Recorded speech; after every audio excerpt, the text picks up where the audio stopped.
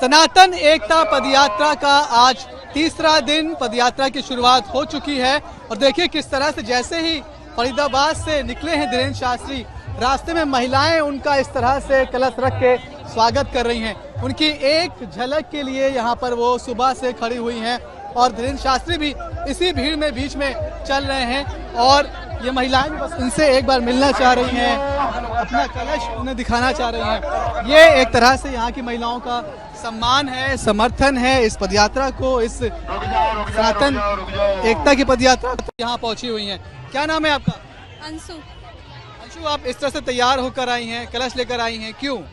बाबा का दर्शन करने आए। बाबा के दर्शन करने आए थे। दर्शन हुए, थोड़ा थोड़ा हुए, पूरा नहीं हुए। तो ये कलश रख कर आने का क्या मतलब होता है? ये अपनी अपनी श्रद्धा होती है। हमारा भी मन था हम जाएं बाबा के साथ, थोड़ी बहुत दूर चले और थोड़ा ये हमें मन की शांति मिलती है, ऐसे और अच्छा भी होता है ये सब रहने के लिए। देखा उन्हें? नहीं देख पाए। देख नहीं पाए। चलिए, कुछ महिलाएं हैं, उदास भी हैं, लेकिन देखिए आप किस तरह से लोग तैयार होकर इस तरह से कलश रखकर आए। क्यों कलश रखकर निकले हो आप? बाबा जी की यात्रा के लिए। कलश रखने का मतलब मायने क्या है? उनको सम्मान देने के लिए, किस लिए? उनको सम्मान देने के लिए। मिले आप लोग? नहीं, भीड़ बहुत नहीं मिल पाए। खुशी तो इतना है लेकिन मिल नहीं पाए, क्या करें। देखिए, ये यात्रा आगे बढ़ चुकी है, धीरेन्द्र जी आगे निकल गए हैं, लेकिन महिलाएं जो तैयार होकर आई थी, कलश लेकर आई थी, वो इस उम्मीद में आई थी कि एक बार उन्हें देख लेंगे, मिल लेंगे, लेकिन मुलाकात नहीं हो पाई है। थोड़ी निराशा है क्या? नहीं, आशा अब तो निकल गए, अब क्या कर सकते हैं। थोड़ी निराशा है कि निराशा? नहीं, निराशा तो नहीं है, कभी तो मिलेंगे ही। कभी तो मन में अगर बस गए तो मिलेंगे। बस गए? हाँ, मिलेंगे। आज नहीं तो कल मिलेंगे। हाँ, आज नहीं तो कल मिलेंगे। अगर मिलना होगा तो हम खुद जाके उनका दर्शन कर लेंगे। देखिए हमारा इंटरव्यू ले भाई। कितने बजे उठे थे आप लोग? कितना वक्त लगा ऐसे तैयार? 4 बजे। हाँ, 4 बजे सुबह उठे थे आप? हाँ, तैयार करके यहाँ 6 बजे आ गई 3 नंबर पुलिया पे। मिले आपको? नहीं, दर्शन नहीं दिए। थोड़ी सी उदासी यहाँ जरूर है इन महिलाओं में, लेकिन आप देखिए कि सुबह 4 बजे उठकर ये लोग तैयार हुए हैं, अपना कलश तैयार किया है, उनके सम्मान में इस तरह से यहाँ पहुंची हैं। थोड़ी सी निराशा जरूर है कि उनको देख नहीं पाए, मुलाकात नहीं हो पाई, लेकिन मन में बाबा जी ने आज मुझे करोड़ों की भीड़ में आवाज दे के बुलाया, कहा बेटा तू खुश रह, तुम्हारी यात्रा सफल हुई, तुम्हारे सारे दुख संकट कट गए। बाबा जी ने करोड़ों की भीड़ में आवाज दे के बुलाया, मेरा जीवन धन्य हो गया। कैसे बुलाया? नाम क्या आपका? रूबी। आपका नाम लेके बुलाया?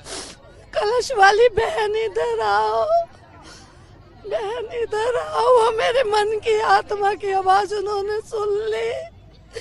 बहन तुम्हारी यात्रा सफल हुई, बहन तुम्हारी यात्रा सफल हुई। ऐसे करा बेटा, खुश रहो। ये पूरे कलश को मेरे हाथों से कर बेटा, खुश रहो, मंगलमय तुम्हारी यात्रा। रो क्यों रही हैं आप? बाबा जी की खुशी मैं बता नहीं सकती। करोड़ों की भीड़ में बुलाने का आदेश समझ नहीं आ रहा मैं आप लोगों से। यही श्रद्धा है। कई लोग ऐसे हैं जो देख भी नहीं पाए और कई ऐसी महिलाएं हैं जिनको वो उन्होंने बुला लिया कि आप इधर आइए, हमसे मिलिए आके। इनकी मुलाकात हुई, इन्हें भीड़ से बुलाया। 5-6 दिन पहले हमारे हस्बैंड बजरंग दल के कार्यकर्ता बिट्टू भाई जी के साथ हैं। बिट्टू भाई जी से हुआ कि हमारे पति ने हमसे बोला कि ना तुम्हारे दर्शन दुर्लभ है। मैंने कोई बात नहीं, बाबा जी अगर हमें आदेश देंगे तो हम जो 2 या 3 किलोमीटर से भी उनकी छाया भी हम पे पड़ गई तो हमारे दुख कट जाएंगे। हमने ऐसे बोला। फिर अगले दिन बाबा जी ने एक आदेश भेजा, सारी बहनों को कलश यात्रा के लिए तैयार करो।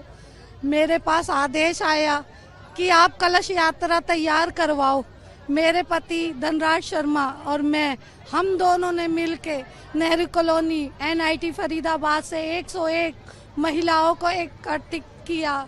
दिन रात एक की हमने सारी महिलाओं को इस ये उस मेहनत का फल है, उनकी भक्ति का फल है, आस्था का फल है, श्रद्धा का फल है। और ऐसे ही जब किसी को मौका मिल जाता है इतनी भीड़ में धीरेन्द्र शास्त्री से मिलने का, तो उनका दिन या क्या उनका जीवन ऐसा लगता है जैसे वो सफल हो गया। जैसे कि मैं सो रहा हूँ तो पिताजी को जगाना है मुझे, तो वो डायरेक्ट उठाने के बजाय, और हिंसा की परंपरा मेरे यहाँ नहीं थी सौभाग्य से, तो वो क्या करते थे कि उस कमरे में आ जाएंगे या बाहर से गुजरेंगे और चौपाई बोलेंगे, प्रात काल उठ गए रघुनाथा मात पिता गुरु नावई माता। कभी कभी मैं गुस्से में उठ करके अरे पापा चरण स्पर्श किया और सो गया। मैंने कहा अब मत उठाना।